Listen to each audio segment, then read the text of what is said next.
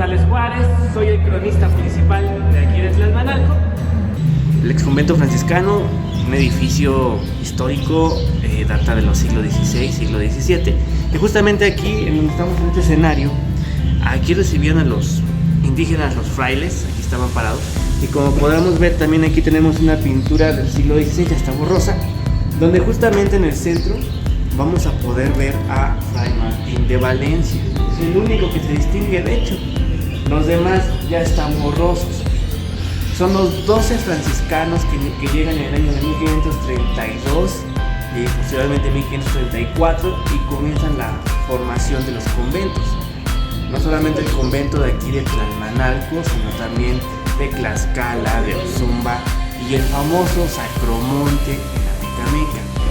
Entonces tenemos aquí una pequeña representación justamente de la llegada de los 12 frailes franciscanos, y ahí se alcanza a ver también el rostro de Hernán Cortés.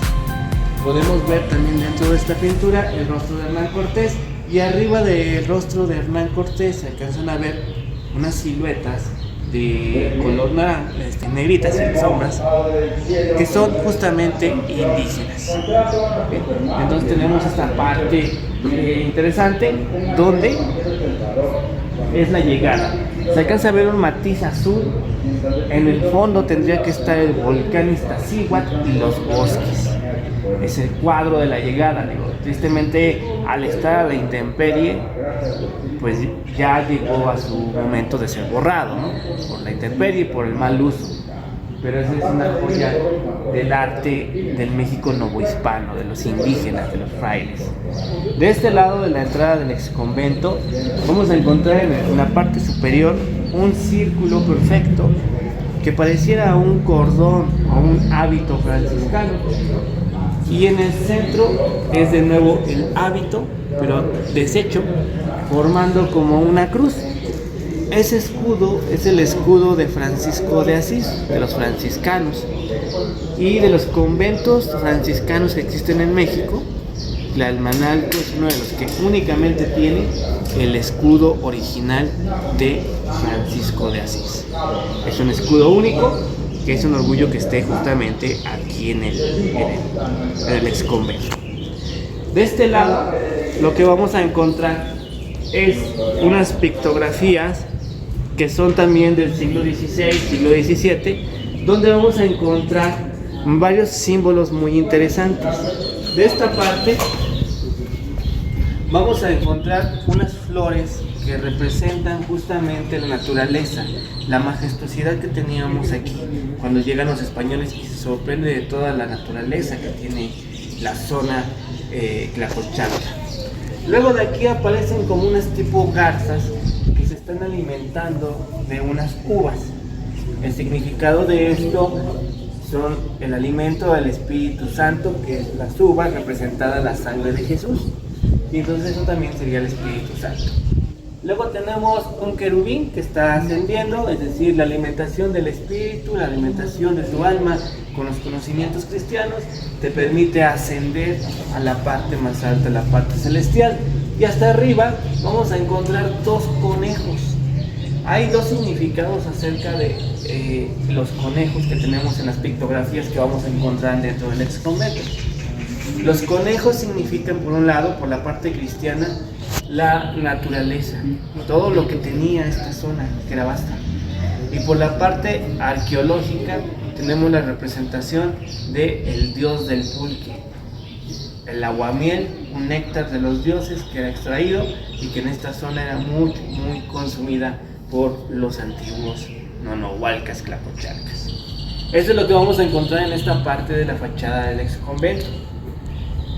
Cuando nos metemos ya al jardín central o al atrio de la iglesia, esta puerta que tenemos aquí, de este lado, es una puerta original del siglo XVI. De hecho, la madera, aunque usted no lo crea, como esas televisoras, es cedro original de los volcanes Iztaccíhuatl. Es original, nada más se ha pulido y echado tinta. Este era el cerrojo que se utilizaba en el siglo XVI, justamente original también la estructura como setentista. Aquí hay un detalle, se darán cuenta que hay metal, al igual que en el portón principal de la nave mayor. Los antiguos no tenían fundidoras, pero estas piezas de metal, hay algunos datos que mencionan que podría ser de galeones. Esta parte también que tenemos aquí, vamos a caminar por acá. Tenemos la representación también de una cruz muy interesante, que es esta que está aquí en el centro.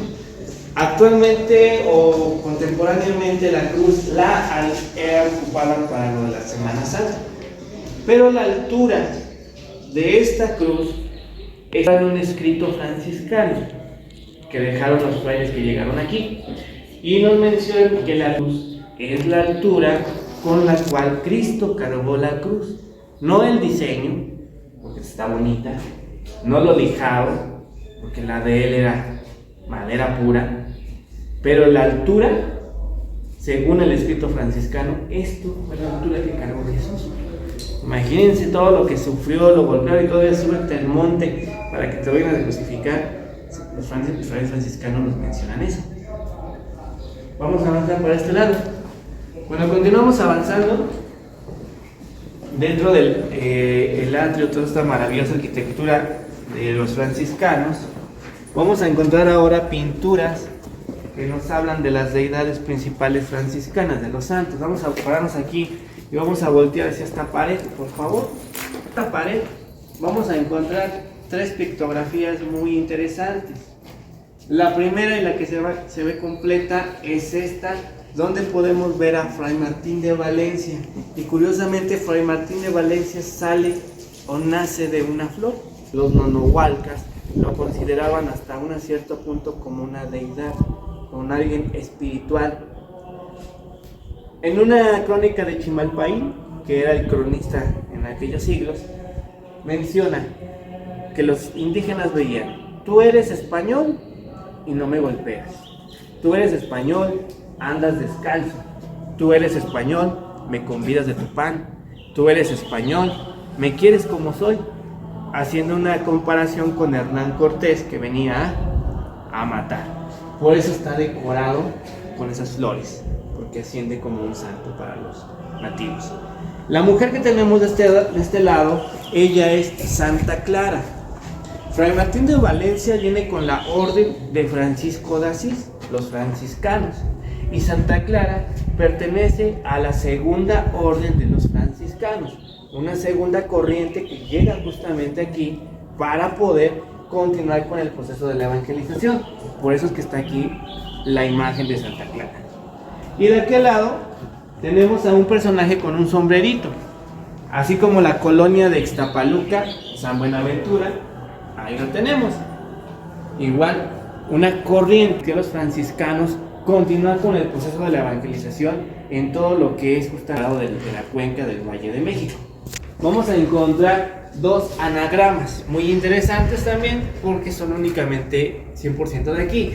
Ahí tenemos las iniciales de la Madre de Dios, la Virgen María, y de este lado vamos a encontrar las iniciales de Jesús. Entonces tenemos de este lado sus anagramas. Y no acabó ahí, también de este lado tenemos un anagrama también, justamente de Jesús, colocándolo en esa parte más alta, XPS, el Señor Supremo, Jesucristo. Y tenemos uvas, la sangre de Cristo que es derramada. Por eso hay querubines y todo, porque es la parte suprema, Jesús llegando al cielo. Todo el exconvento tendría que tener ese tipo de anagramas, pero tristemente por el clima, por las erupciones del volcán Popocatépetl, por el desconocimiento de las personas, pues se darán cuenta que está muy despintado. Pero todos esos factores hicieron que se borrara mucha de la información. Ahora, volteando este mismo arco, se darán cuenta que tenemos aquí un pilar que sostiene la iglesia. Pero si vemos el arco, viene y aquí no tenemos nada. No hay un pilar que sostenga este maravilloso arco.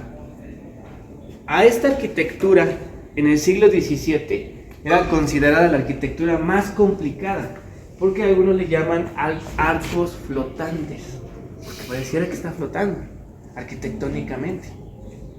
Esa construcción solamente los indígenas lo lograron hacer. Tanto así que la mano de los nonohualcas, de los indígenas que trabajaron este maravilloso conjunto arquitectónico, se llevaron esa mano para trabajarla a otros conventos, otras iglesias, que pareciera que no necesitaran un sostén. Pero sí lo necesita, porque tiene doble pared y eso le da la fuerza para sostener la iglesia. Vamos a pasar de este lado. Permítanme acompañar. De este lado, este boquete que tenemos, justamente se abrió por error y por accidente.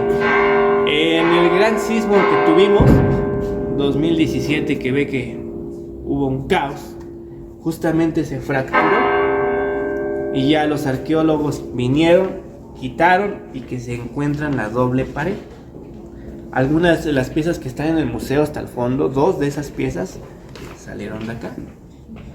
Con esto, una de las cronologías de Chimalpaín, también ese mismo cronista, nos menciona así: y agarraron a nuestras deidades pensando que eran piedras, las tomaron para rellenar sus templos, sin importarles el sentimiento que teníamos los indígenas hacia ello. Y entonces con esto vemos si es cierto. Entonces imagínense cuántas cosas debe de tener enterradas un exconvento entre sus dobles paredes. Están escondidas. Escondidas, sí, están escondidas. Habría que rascarle, pero pues es imposible porque ya es patrimonio. Pero sabemos que adentro debe de haber muchas más piezas prehispánicas únicas. Avanzamos a este lado. En esta esquina vamos a encontrar una imagen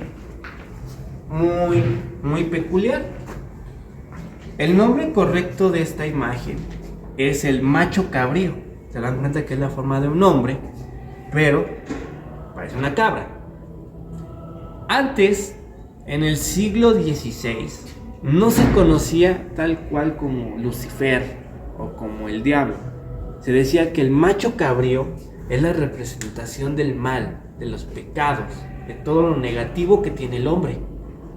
Posteriormente, en el siglo XVII, siglo XVIII, ya le dan forma con el nacimiento de la etapa oscura. Estamos hablando de la Santa Inquisición. Y ya le ponen el nombre del diablo, Satanás, todo esto. Hay un detalle: la figura está encorvada y el arco de la iglesia cae justamente en su espalda. Esto quiere decir que la iglesia siempre estará encima del mal, de los pecados y de todo lo que tiene que estar con esta parte del macho cabrío. Y es cierto, la iglesia siempre nos enseña desde la Biblia, el respeto, porque justamente ese es el significado. Por la parte arqueológica, estamos haciendo referencia a que todo lo que se creía por los indígenas, que Tlaloc, Tezcatlipoca, Talcoatl, era el diablo, porque el único Dios es Dios Padre y Jesús. Eso de que Talcoatl, ¿qué es eso? Y entonces por eso también las iglesias las construyen arriba de las pirámides, porque consideran que debe estar la iglesia arriba de todo mal. Este simple hecho es el significado de por qué están todas las iglesias. Y aunque ustedes digan, pues es una piedra, no, fíjense que esta fue la primera pila bautismal del siglo XVI, la que estaba dentro de la capilla abierta. Y hoy, aquí está. El desconocimiento de la historia, del valor histórico de las piezas y saber lo que pasó aquí nos lleva a esto. ¿Cómo sabemos que esta es la pieza original?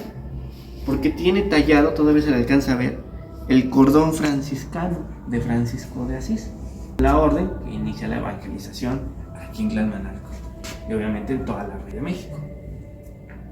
Vamos a pasar allá a otros dos símbolos muy interesantes que tiene la iglesia. En lo que vamos avanzando, esa piedra cuadrada que ven allá arriba, hay otra de este lado. Es un reloj solar. Este convento cuenta con su reloj solar. Lo que les falta a ambas es una pieza de madera y una piedra, con la cual marca cuando sale el sol y cuando se oculta. marcando exactamente las horas en aquella época. Pero es un reloj solar implementado en este convento. Aquí en esta esquina vamos a encontrar un animal, el oso hormiguero, sobre la iglesia. Quiere decir que la iglesia también tendrá control sobre la naturaleza. Este convento, justamente, la parte de atrás hay una calle que le llaman calle del Cedro. En el siglo XV y siglo XVI esa no era una calle. Los franciscanos hicieron un canal para desviar el río y traer agua, y con esto marcamos que sí es cierto, llegaron también para controlar la naturaleza a su antojo, literalmente. El hombre que tenemos aquí, el hombre desnudo. El hombre desnudo, en esta parte también la iglesia está sobre él, porque el hombre desnudo en esta parte significa el deseo carnal, esa carnalidad que tiene el hombre, esa parte de ese deseo. Entonces también todos los deseos que tiene el hombre deberán estar erradicados por la iglesia. Esta fuente es del siglo finales del 17, principios del 18, pero ahí ponen moneditas por lo siguiente. Aquí existe la leyenda de que Fray Martín de Valencia aparece en la calle Doctor López, pero Fray Martín de Valencia aparece justamente cuando una persona está enferma, porque él vino a sanar, vino a curar.